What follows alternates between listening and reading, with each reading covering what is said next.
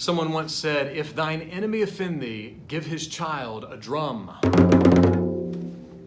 A drum is an instrument we use to make music, and everybody likes music. Some people like rock, some people like jazz, some people like country, some people like classical, some people like ska, some people like disco, some people like pan flute, some people like the music of silence.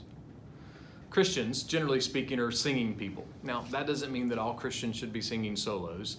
It also means all Christians shouldn't be making TikToks. But it does mean that all Christians have a song. We are stunned with the grace of God, so much so that we begin to think about what it means that we've been rescued from sin and death and darkness. And we can't help but sing. Sometimes we just need to sing, especially now, right?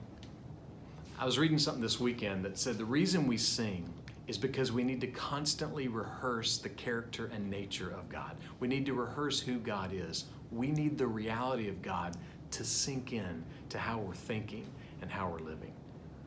If we're honest, some of us have watched so much news on TV. We've listened to so much talk radio. We have scrolled through so much on social media that we just feel sunk.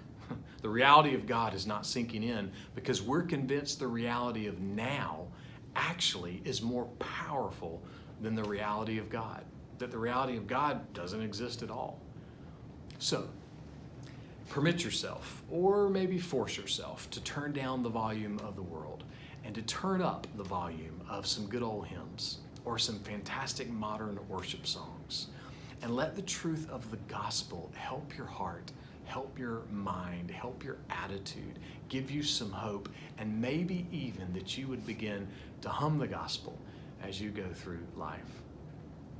You know, we as believers march to the beat of a different drummer, the King of Glory, because his truth, and only his truth, is marching on.